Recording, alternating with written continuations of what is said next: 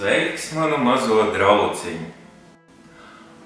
Ir saulgriežu laiks, un pienāktos mums ar tevi parunāt par senilitāti, par limuzīnu Jāņnakts krāsā, bet man tevi ir sagatavots kaut kas daudz interesantāks. Daudzi Latvijas iedzīvotāji interesējas, kas ir atpakaļ sūcošā enerģija. Tieši par atpakaļ sūcošo enerģiju es tev arī šodien pastāstīšu. Ja tava māte ir dzīva, ja tavs tētiņš ir dzīvs, bet viņam ir vāja sirds, un ja tev ir jābrauc pie viņiem pēc pirmā izsaukuma, pēc pirmā zvana, ja tev ir jādodās pie vecīšiem svinēt līgo, bet tev tas riebjas, tad zini, tu esi atpakaļ sūcošās enerģijas varā.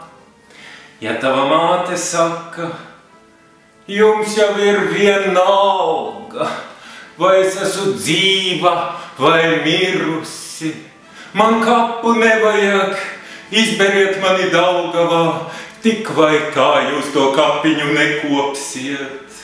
Tad zini, tu esi atpakaļ sūcošās enerģijas varā. Ja tev ir jābrauc pie tavas mātes uz dārzu ravēt vadziņas, un tev tas riebjās, ja tev ir jāved no dārza mājas burciņas, un tev tas riebjas. Ja tu nevari savai mātei izskaidrot to, ka nevajag tev viņas zaptes burciņas, un tu negribi neko dzirdēt par sāpošām locītavām, par to, kā tēvs viņai dara pāri, tad zini, tu esi atpakaļ sūcošās enerģijas varā. Ja tu jūti vainu biežāk kā 2 reizes gadā, tad tu esi atpakaļ sūcošās enerģijas varā. Nekā uz pasaules nav briesmīgāk par atpakaļ sūcošo enerģiju. Pat vēls nav tik briesmīgs. Un tu vari nokļūt šīs enerģijas varā. Laimīgs tu nebūsi nekad, laimīga tu nebūsi nekad. Un tu sūksi enerģiju no saviem bērniem, tāpat kā tavi vecīši sūc no tevis. Bet ir saulgriežu laiks, priecāsimies, līksmosim, un nākamajā reizē es tev pastāstīšu vēl šo to par atpakaļ sūcošo enerģiju. Varbūt palīdzēs līgo.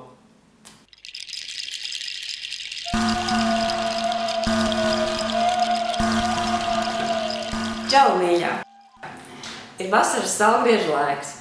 Daba ir pilnbriedā, cilvēkiem mūstās jūtas, un viņi skatās jau pēc papardes zieda. Es tev iedošu vienu baigi labo recepti, ko mēs varam izmantot papardes ziedu meklējumos. Šī recepte tiek veidota no aromātiskajām eļļām, kas ir dabīgas, un tās sauc par jutekliskajām kompozīcijām.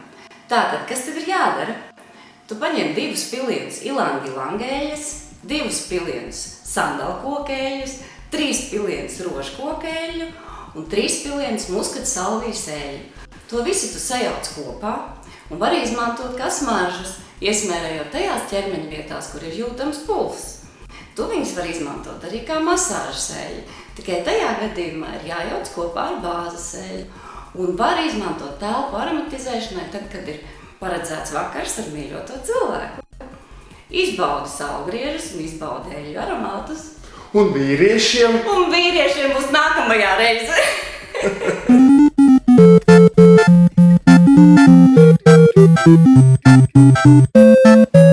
Mikronēzijas ziņas. Mikronēzijā ir ieradies jauns vīrus, Zikas vīrus. Gadījumā, ja jūs dodaties svinēt Jāņus uz Mikronēziju un jums iekož ods, tad ziniet, iespējams jūs kasīsieties ilgi.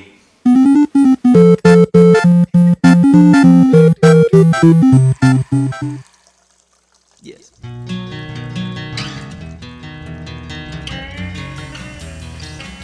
Parunāsim par intīmo, par mazgāšanos, par personīgo higiēnu un par dziedāšanu dušā. Ir Jāņu laiks, un jūs droši vien jautāsiet, kāpēc duša? Galu galā lietus līst, un ūdens temperatūra upēs, ezeros un jūrā ir apmierinoša.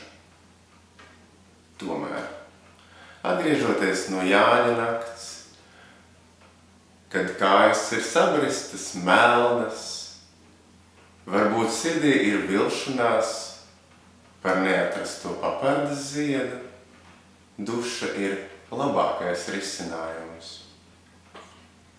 Ūdens aizskalo netīrumus, dziesma dziedē dvēseli un sakārto domas.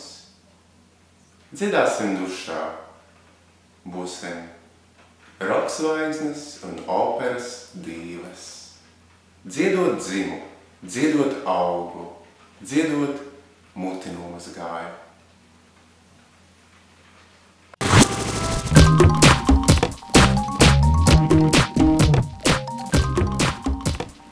Ko saka runas par laika periodu no vasaras saulgriežu sākuma līdz pēteriem?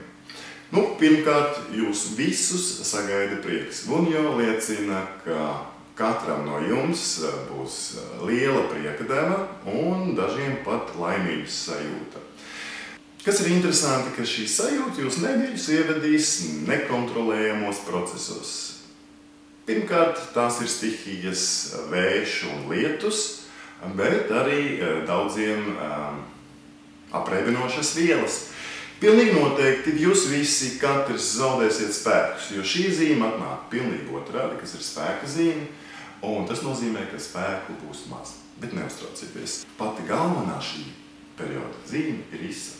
Tas nozīmē, ka jums būs daudz laika atpūsties, pavaļāties pa gultu, palasīt kādu labu grāmatiņu, noskatīties kādu foršu filmu. Tā jums noteikti būs. Un vēl ar mums šeit viss ir pilnīgā kārtībā. Arī ar jums būs viss pilnīgā kārtībā. To mēs jums apsolam. Vismaz laika periodā no Jāņiem līdz Pēteriem. Mēs tiksimies vēlreiz. Būs tā.